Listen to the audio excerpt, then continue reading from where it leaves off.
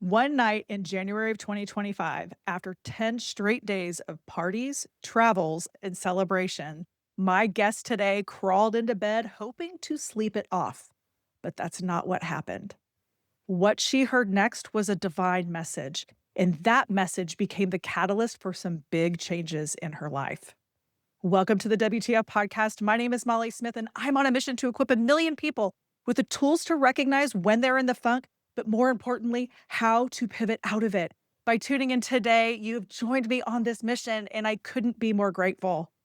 I am so excited that Kristi Dear is here with me today. She is a coach, speaker, and has built a multi-million-dollar business with an organization of over 160,000 people. She has achieved what most people only dream of. But during the years that she built this incredible business, alcohol was simply part of her life, woven into the culture, the routine, and even her identity. Some of her biggest business years happened while she was literally sitting next to the pool with a drink in her hand. Her success was real, her business was thriving, but eventually she started noticing this quiet tension inside that she couldn't ignore. And that divine message she received in January of 2025, that was the beginning of a journey that completely changed her relationship with alcohol. And that's the story we're diving into today. Kristi Dear, welcome to the WTF podcast. Thank you, Molly. Thank you for having me. I'm so grateful to be here. And can I just say you're amazing and Thank you. inspiring the work you're doing. It's incredible. So thank you Oh, for you. I received that and thank you so much. I am so excited to tell this story because I've seen it play out on social media because we're connected on social media and I've seen it, but we're going to get the backstory here. So, just to get us started, it seems like alcohol has been a consistent thread through multiple seasons of your life. Can you share a little bit about what that relationship has looked like over the years with alcohol? Yeah, sure. Well, I started my first drink was at 15. I mean, I've been drinking, I'm 49 now. So I was drinking for years and it was just a part of celebrations. I felt like it was just what you do when you come together, when you go out with friends. Like I remember, in high school having drinks and we'd go out to field parties and, with the Renzo cup. And it was, I don't even know, Boone's Farm or whatever. It's like everybody was doing it, right? And to be Yes. cool, to Yes. fit in and to have fun. And like that's what you did. You went to these parties. Yeah. And so, fast forward as I got older, I had two babies by the time I was 25. Oh, my husband worked two jobs. And so I felt like that's what you do. I associated alcohol with the stress relief or the fun or I say escape, but it's like, it feels bad saying that. It's not like going to escape my family. I love my kids and my husband, but you know what I mean? Like mommy life in Absolutely. my 20s. So it Yeah. was like, Yeah. okay, going out for a margarita with a friend is fun. Looking Yes. to this, wind down, 5 o'clock, mommy wind down, get with another mom who has little ones and have drinks at 5 o'clock. Like that's just what you do. It's socially acceptable. It's everywhere. And a lot of times I felt like people would look at me weird if I said I didn't drink. Oh, that's interesting. So the people that you were around, that was also just part of your friend group and the culture Oh as yeah. well. I Mhm. felt like and I have to admit, even myself, when people would tell me like I don't drink, I would be a little shocked, like, "You You don't?" don't? I just thought everybody did. Because I guess that's right, like, I did attract those people, and it was like everybody just drank, and I felt like, um, I guess I associated with that's what you do, and that was my identity, and then I had just been doing it for years, just like a habit, doing it for years, like, I got stressed or something upset me, grab a glass of wine. Mhm. I've had a stressful day with the kids, then I don't even know, like, I'm tired or whatever, like, go grab a glass of wine, call my friend, like, "Hey, you wanna go out for margaritas? You wanna go out for a glass of wine? Let's go have some fun." Yeah. Yeah. That So was yeah. it's very relatable because the way you were drinking is very socially acceptable, Yeah. right? And so, like, they market to moms with kids because they know, "Oh my gosh, they need my product," right? Right, So yes. And you talk about, like, it was a part of your identity. Now, when you think about growing your business, because how long have you been growing this massive business that you have? A little over 9 years. Okay. Think about And okay, 2016 joined, yes. 2016. Okay, So so almost 10 years. That's yeah, 10 amazing. years in October, yeah. Especially as you're building this business and you're earning these incentive trips, where alcohol is included, like, they probably lost money on you. Yeah, probably. I was the same Maybe, way. Maybe. That was me maybe. for sure, for sure. Yeah, I'm like, "Everybody drinks but you're on enough." Love Yeah. it. How did people experience you during this season where you were drinking and kind of life of the party? Who were you in the room with a group of people where everybody was drinking? I I just I think very what's the word? I think I'm the same person now, but I think maybe I'm a little better now, looking back. But I think just walking into the room and just feeling like I need to have a drink in my hand to be that person, to be the fun person, to Mm, be the likable person, to be the person who fit in, the person to have a good yeah, time. Where looking back now, I think there were many times when I thought I was that person, but I probably overdid it.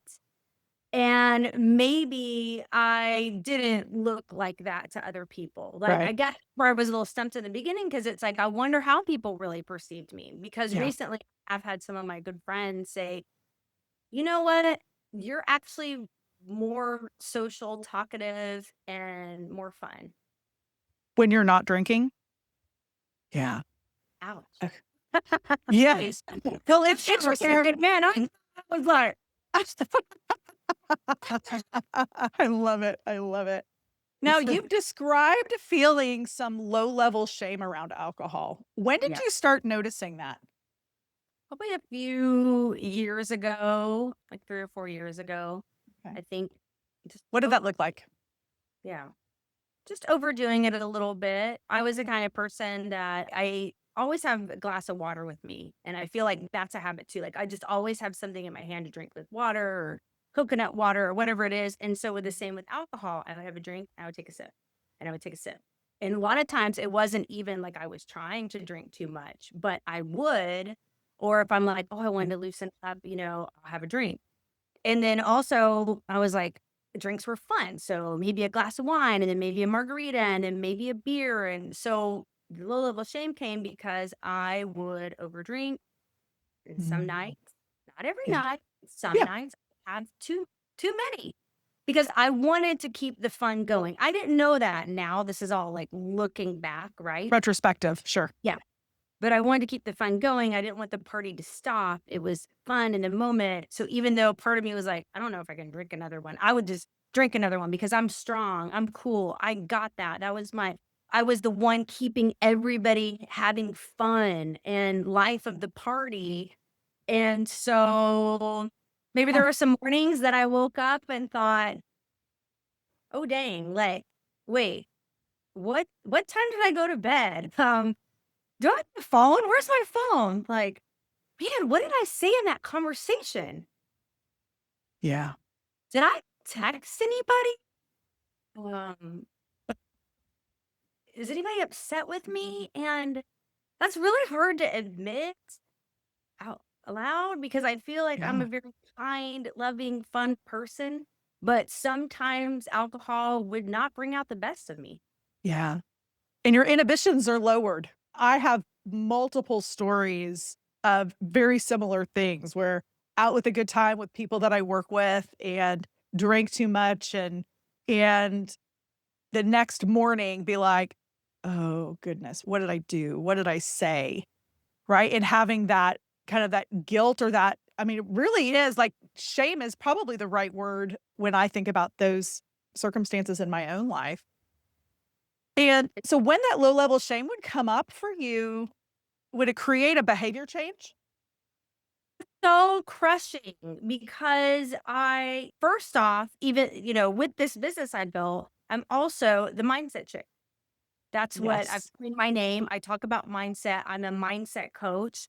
I Mhm. help people heal on a deep level and learn about their thoughts, create their reality.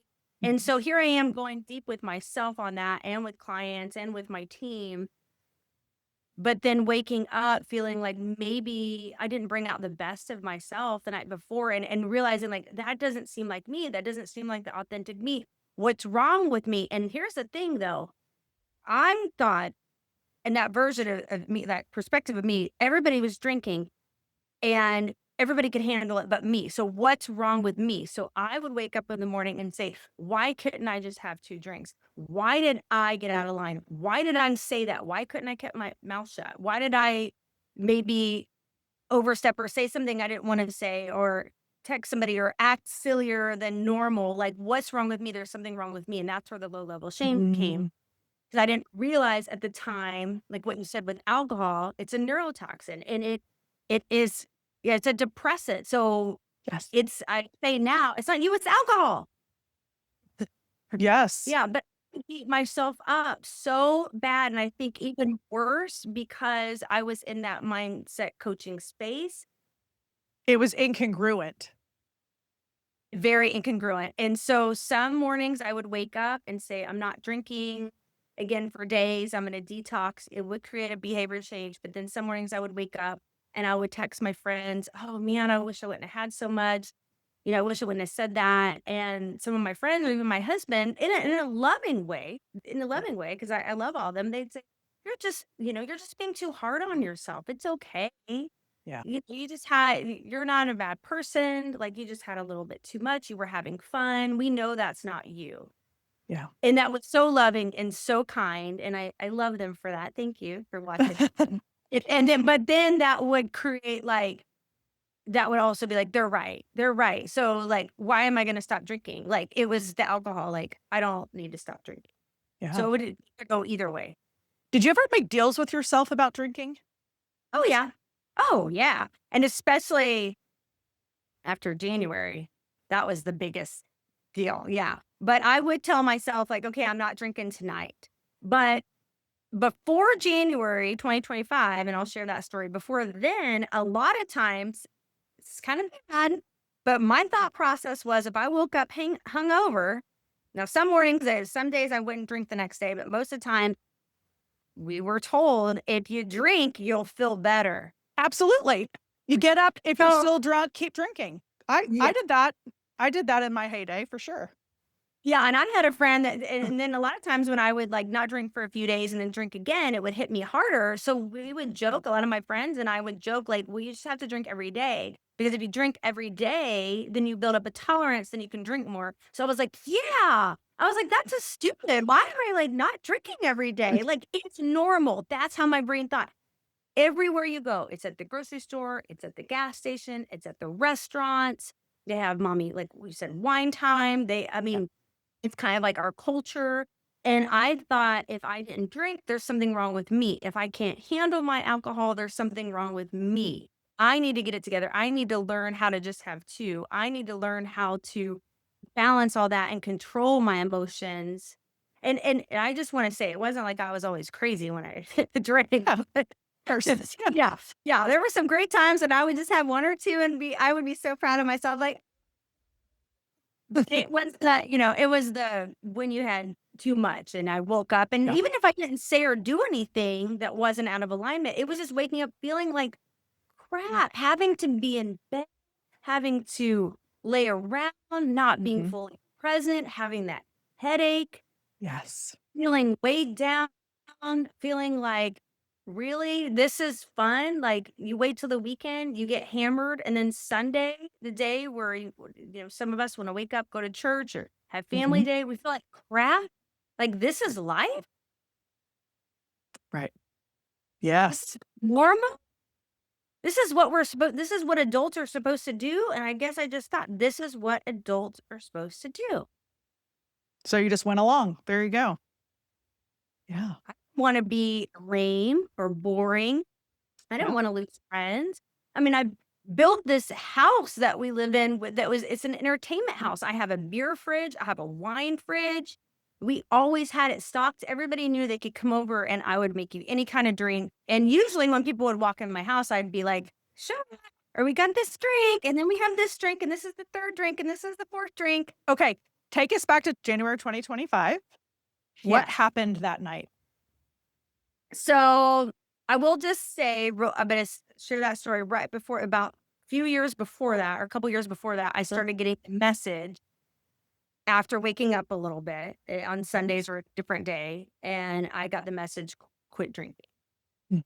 for a few years, like this divine download. Like I would be on Yep. my walks, I would be Yeah. talking to God, and it was like, quit drinking, share your story, your life will change. I listen to other people who quit, and I listened to their podcasts, and I thought, okay, I can do this, I can do this. And I was like, I don't want to do that. I don't want to do that. I don't want to do it. Stop telling me to quit drinking. I don't want to quit drinking. So I pushed it away for a while. And then in January, my husband and I go to Key West every year for January for the marathon weekend. And if you've been to Key West, if anybody listening or watching has been to Key West, you know it is a party city.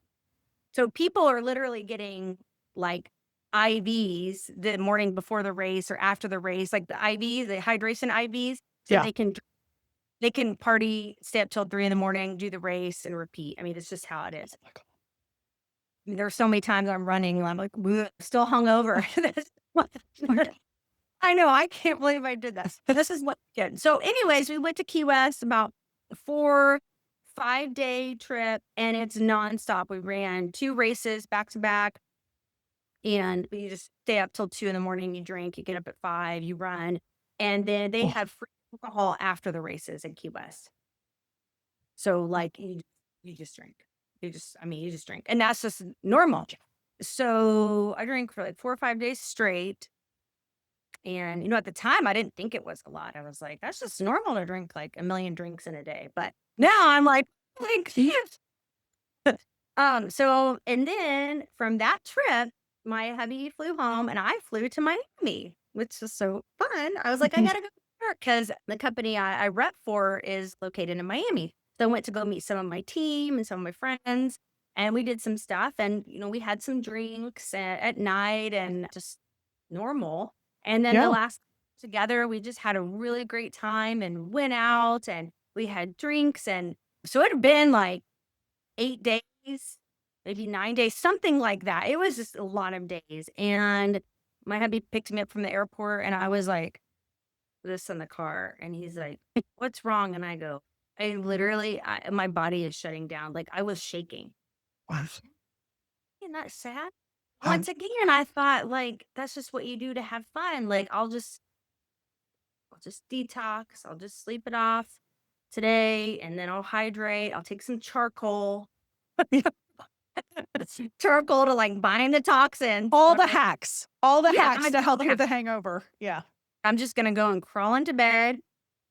And so I laid my head down on my pillow and I lay down and was trying to go to sleep. And all of a sudden I heard this, what sounded like a choir, which might sound strange to people, but I'm telling you, this was so real on every level. It was this choir, and I laid down, put my eyes closed, and it was singing this beautiful angelic song.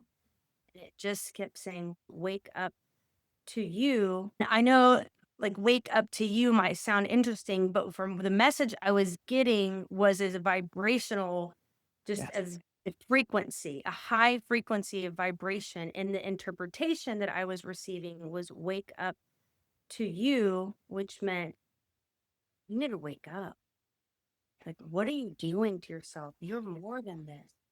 You're a beautiful, I mean, we all are, but the message I was getting is you're a beautiful soul and you are harming yourself. You're hurting yourself. There's so much more to life than this. And you're blocking, you're just blocking that part of you and you're blocking that experience. Yeah. And I heard it. I was like, and so I jumped up, looked around, went to Alexa. I was like, because I had a headache. I was like, "What is this?" And I'm turning, like, I'm plugging Alexa and I'm looking at my phone. I'm like, where's the music coming from? I'm hearing it, but I'm like, what is that? And so I laid back down. I hear it again. I hear it again. It's getting louder and louder. And I open my eyes and I'm looking around and I'm thinking, where is that? where's that coming from? Because at that moment, I'm hearing it, but I'm not really feeling into the message, and I'm trying to, like, see where it's coming from. I can't find any place. I lay down again and close my eyes. I'm putting the pillow over my head. I'm like, "I just wanna go to sleep. I have a headache. I don't feel good." And I just kept hearing it and then hearing it, and then I thought, "Oh my gosh, like, this is a sign. Like, this is a message. Yeah. Like, God's not gonna stop calling me to Yeah. quit drinking." The messages, the downloads, the synchronicities, meeting people along my path who have quit drinking and who are experiencing a beautiful life and still having fun and living, the podcast that I was being led to, the messages, the signs, like, it's not going to get better. Yeah. And so I took that and I made a bargain with myself. Okay, I got this. All right, I can do this. God, can you help me? But yeah. Anyways, I'm just not gonna drink during the week. That's what I was gonna do. I'm not gonna drink during the week. Okay. So I'm gonna be all good. And I always worked out too, just to let people know. Like I was very active, worked Right. out a lot. Like and I felt like I was healthy, doing that to my body. So I'm like, I'm just not gonna, drink during the week. And I ate really good during the week. I ended up losing 20 pounds because I was watching my eating and I was just drinking on the weekends, Yep. even though I'm still having drinks. But then on the weekends, on Friday night, it was like, Friday. So I text my phone, margaritas at 3 o'clock, 2 o'clock. I don't know, nothing. Please. And so then I'd have a margarita. Sometimes I would just have a little bit, but usually it was way more this time because I knew I had Friday and Saturday to have drinks. And then Sunday through Thursday, nothing. So I was going to do it up Yeah. margarita and we go for maybe a espresso martini, maybe a beer. Like I got to have all my drinks in there, right? Right. And then there was some nights that were great, some nights not so great. And then August 2nd, my husband and I we were at our community pool anyways, and there was a big party and I had some drinks and I told myself I'm gonna do really good. I'm just gonna have a couple, Yep.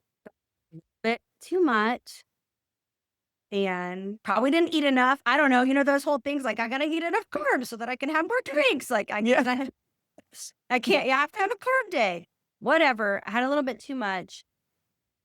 And I remember just sitting down, like, my older kids wanted to go in the media room, watch a movie, and play some Mario Kart, and I was just like, "Ugh," and just not feeling it. I probably wasn't my best, and I woke up the next day and just didn't feel good about, like, having to go to bed early, being sluggish, just, Yeah. breaking the promise to myself.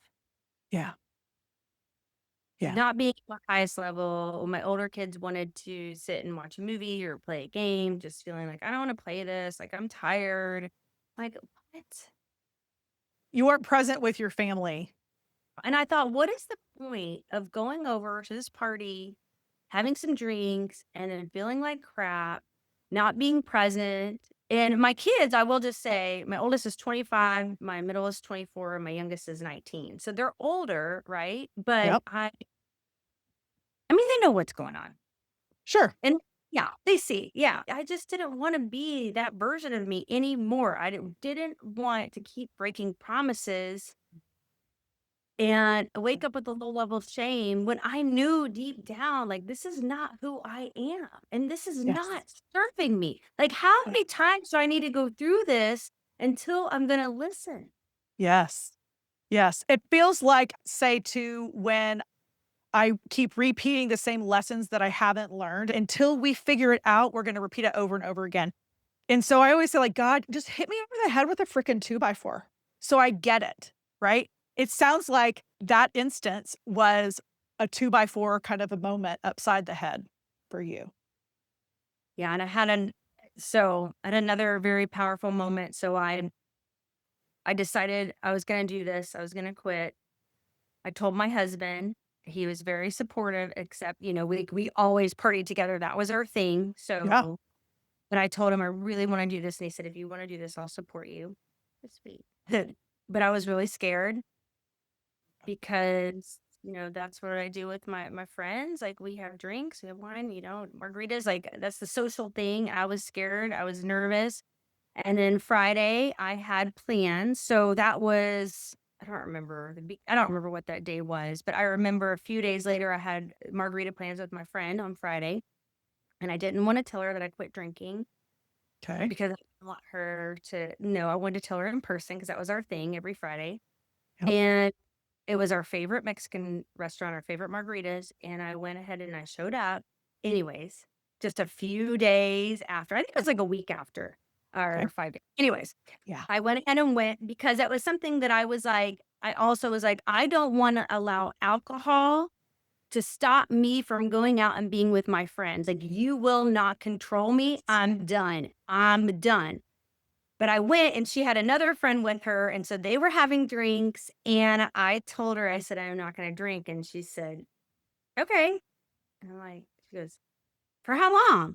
And I'm like, forever.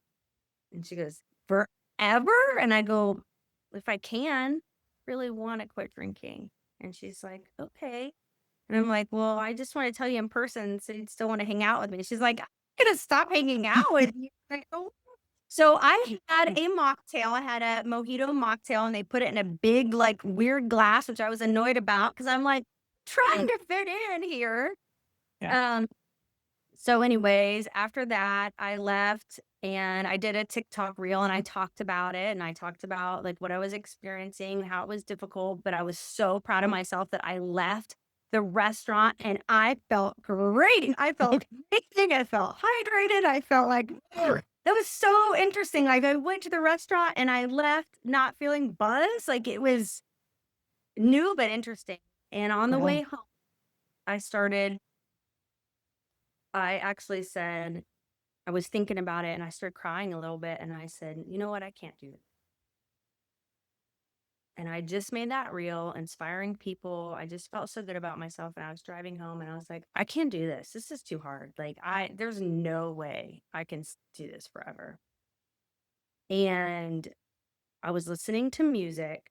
And then all of a sudden, I get teary eyed. All of a sudden, this song came on, that Ordinary song. I think it's Mhm.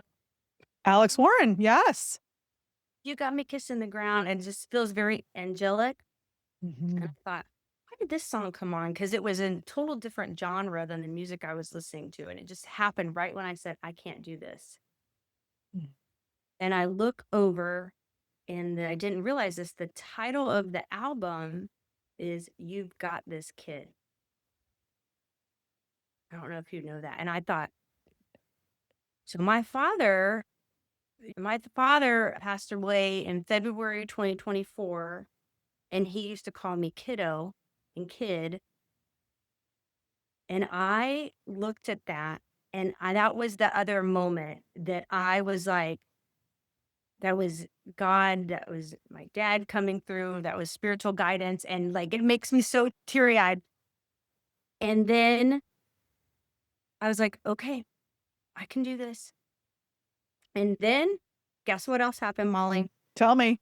I already have chill bumps. I'm like so on edge here. Keep And talking. Come on. this is even yeah, this is gonna amplify that. Then 2 weeks later, I had a trip planned for my beauty business that what I'm in Vegas.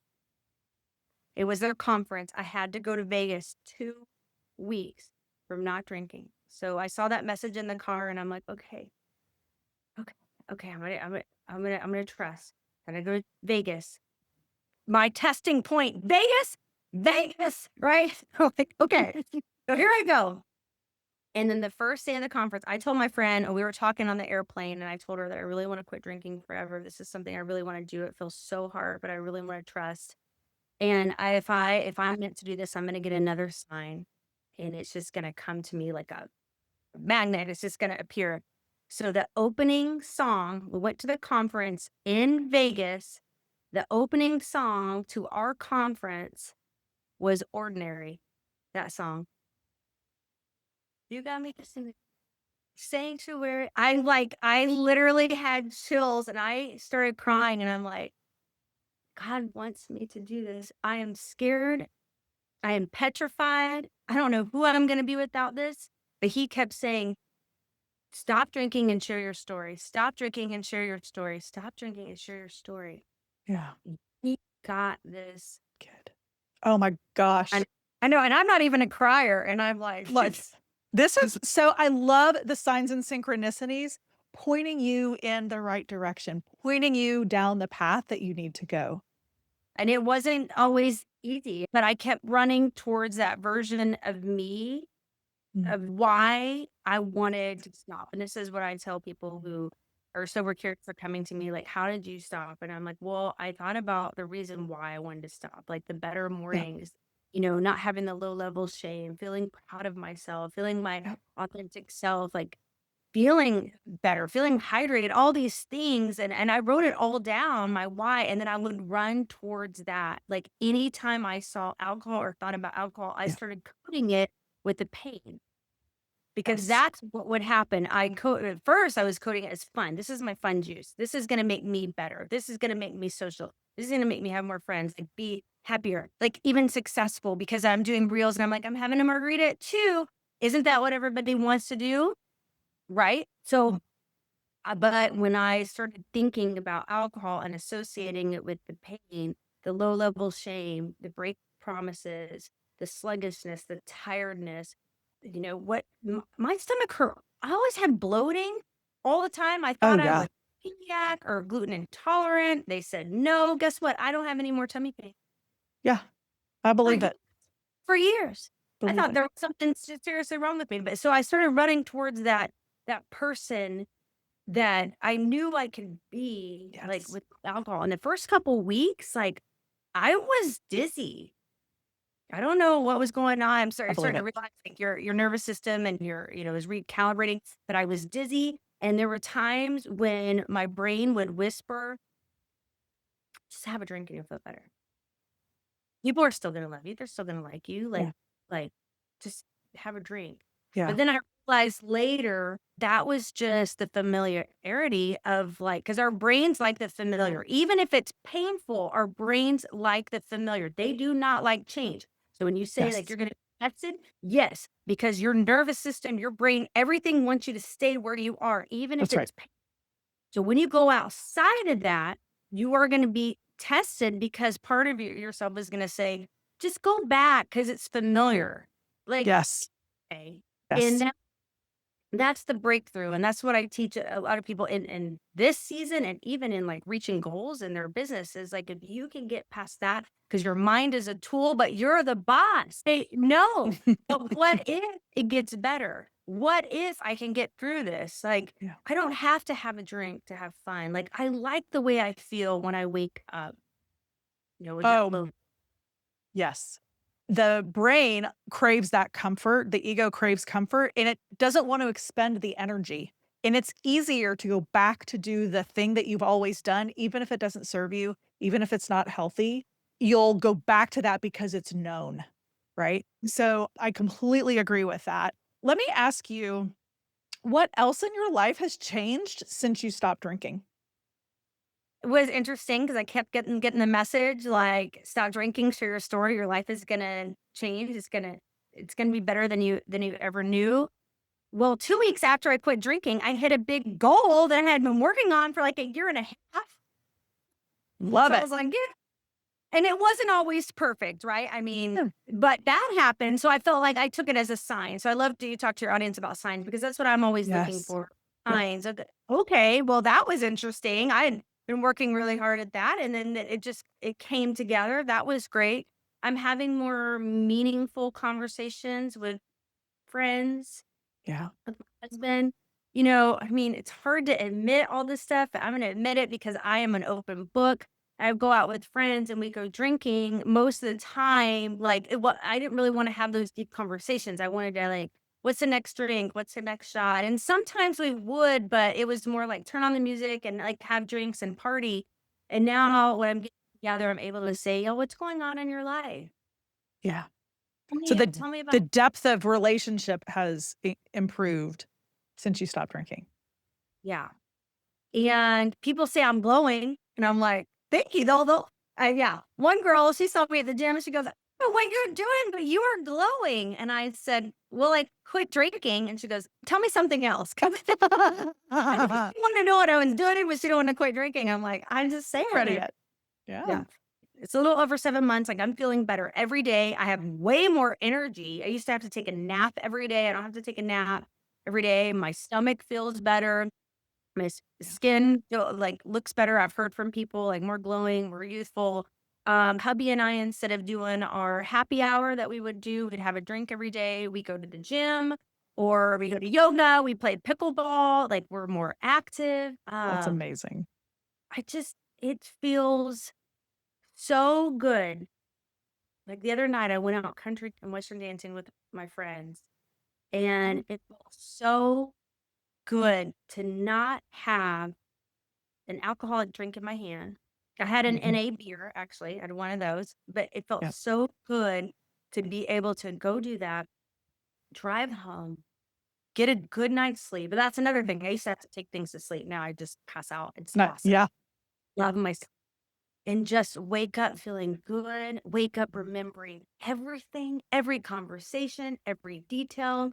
Like driving down the road at midnight, being like, well, yeah, you can pull me over because I'm like totally sober.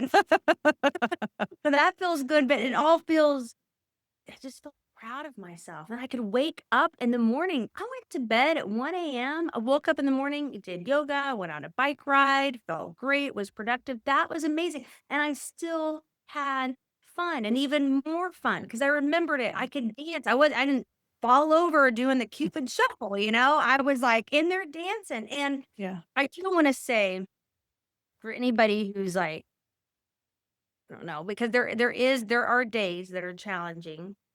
Sure. Just take it one day at a time and say, "Today I choose not to drink. Yes. Today I Yes. drink." And when you have those habits, it's like forming a new habit and it will get easier. I promise you. Like if I can do it, like it gets easier and easier and easier. And then the brain starts familiarizing not drinking. That's how it gets easier, right? Because you had Yes. this identity, creating a new identity. And then I never ever thought in a million years that I could go out to dinner with my friends or go out, even country and western dancing, and have water or not think about drinks when friends come over. I don't really think about, oh, what are we drinking anymore? I never thought I could be that person. And the beginning is the most difficult. So get with people who could support you or urge you to support. Like I always say in my group that I have, my more than a drink community, I tell people, I'm like, get the help, AA, therapy, whatever you need. If you feel like you need that, there's no shame in that. Get support from listening Yeah. to other stories in the community.